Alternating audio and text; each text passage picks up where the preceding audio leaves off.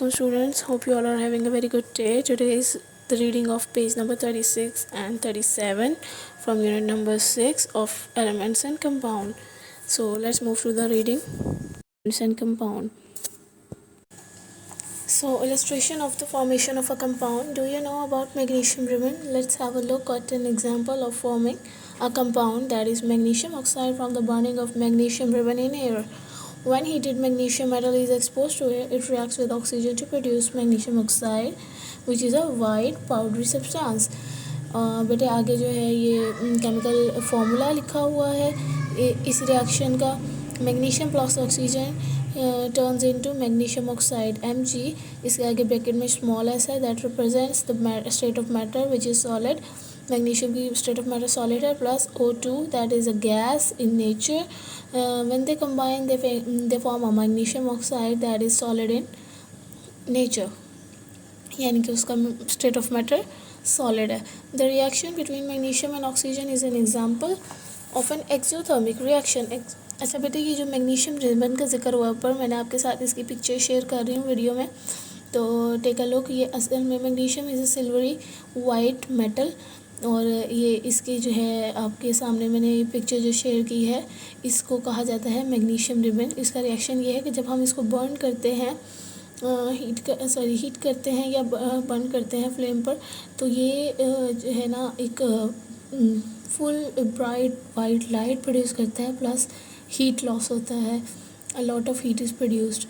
So back to the reading. The reaction between magnesium and oxygen is an example of an exothermic reaction. Exothermic reaction is a reaction in which exo means out, यानी कि बाहर निकालना. ठीक हो गया. Thermic में therm जो है word that is for temperature. ठीक हो गया. एक्सो टेम्परेचर का escape out होना, which means that it releases energy in the form of heat and light. When magnesium metal burns into air, it produces a bright white light and a lot of heat. This reaction is also highly reactive. ठीक हो गया. Which means that it can be dangerous if not handled properly. अगर इसको perfect supervision के under ना किया जाए या इसकी प्रॉपर हैंडलिंग ना हो, तो that may cause some hazards. So next topic is exploring common elements and compound वो use in our daily life. हमारी रेगुलर रूटीन में कौन से एलिमेंट्स और कंपाउंड जो हैं वो कहाँ कहाँ इस्तेमाल होते हैं, उनको एक्सप्लोर करते हैं. But before reading this I am moving to the table which is present on page number 36. Difference between elements and compound. बेटे यहाँ पर एक लाइन में एलिमेंट्स की करेक्टरिस्टिक्स हैं, दूसरी लाइन में on the other hand compound की है.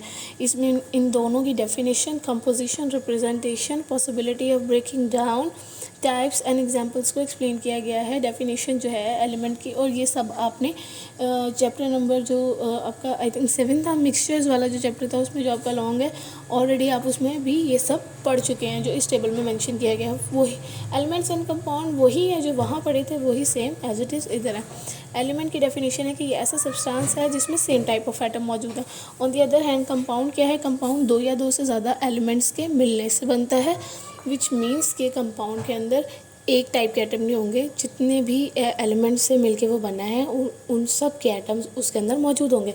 डेफिनेशन की भी है, a substance having atoms belonging to a combination of different elements. वो जो डिफरेंट एलिमेंट्स के कॉम्बिनेशन से कंपाउंड बना है ना, उसके एटम्स मौजूद होंगे. कंपोजिशन क्या है? एलिमेंट्स जो है only one type of atom जो है ना उसके पास मौजूद है, बट कंपाउंड के अंदर डिफरेंट एलिमेंट्स हैं इन फिक्स रेशियो. ठीक है. कंपाउंड की यही डेफिनेशन है ना, when two or more elements or atoms are combined together in a chemical reaction in a fix ratio with a chemical reaction in a fix ratio. तो यहाँ पर fix ratio का जिक्र आएगा, यानी कि लाइक H2O में रेशियो क्या है? 2 हाइड्रोजन के एटम एंड 1 ऑक्सीजन का एटम, विच मीन्स 2:1. तो that is counted in the case of compounds. Representation क्या है? They are represented by using a symbol. Element को एक सिंगल सिंबल की मदद से रिप्रेजेंट किया जाता है, लाइक नाइट्रोजन का N, हाइड्रोजन का H, हीलियम का He, बोरॉन का B, फ्लोरीन का F, नियॉन का Ni, एक्सेट्रा एक्सेट्रा. और जो कंपाउंड है इनको एक केमिकल फार्मूला की मदद से रिप्रेजेंट किया जाता है, जिसके अंदर वो तमाम एलिमेंट्स मौजूद होते हैं जिनसे मिलकर वो कंपाउंड बना है. फॉर एग्जांपल वाटर के अंदर हाइड्रोजन एंड ऑक्सीजन मौजूद है, तो दोनों इस केमिकल फार्मूला के नेम में मेंशन किए जाते हैं H2O. ठीक हो गया। CO2 is a chemical formula of carbon dioxide. उसमें जो C है वो रिप्रेजेंट कर रहा है कार्बन का, ऑक्सीजन को रिप्रेजेंट कर रहा है O। तो ये दोनों ही उस केमिकल फार्मूला के अंदर सिम्बलाइज किए जाएंगे।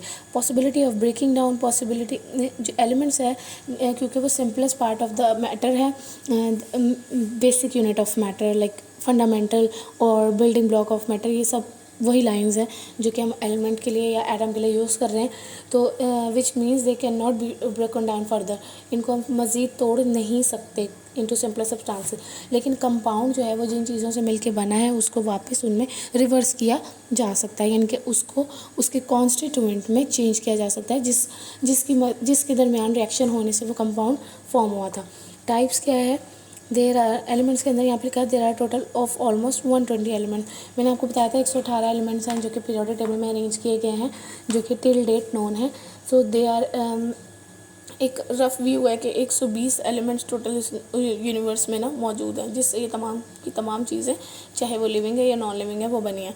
लेकिन कंपाउंड जो है, list of compound is endless. Endless क्यों? क्योंकि मैंने आपको क्लास में एक छोटी सी एग्जांपल दी थी कि जो हम अल्फ़ाबेट बचपन से पढ़ते आ रहे हैं, that is A from Z, ये जस्ट 24 या 26, I am not sure about these 2 digits, इतने ही हैं 24 या 26। तो ये इनसे इतनी ज़्यादा बड़ी इंग्लिश की वोकैबुलरी मौजूद है, इतने ज़्यादा इंग्लिश के वर्ड्स मौजूद हैं जिनको हम काउंट भी नहीं कर सकते, काउंटलेस। तो आप खुद सोचें कि जब 118 एलिमेंट्स इस यूनिवर्स में मौजूद हैं तो उनके कॉम्बिनेशन से क्या क्या नहीं बन सकता। सो मैनी प्रोडक्ट्स जो है बन सकते हैं, सो मैनी कंपाउंड्स जो हैं वो उनके फॉर्म होते हैं विदाउट डिफरेंट कॉम्बिनेशन। कोई चीज़ ऑक्सीजन कार्बन के साथ अटैच हो जाती है तो कार्बन डाइऑक्साइड बन जाता है, हाइड्रोजन क्लोरीन के साथ अटैच हो जाती है तो HCl बन जाता है। तो इस तरह के बहुत सारे कॉम्बिनेशन बनते हैं। तो इस वजह से कंपाउंड्स की जो लिस्ट है ना वो एंडलेस है।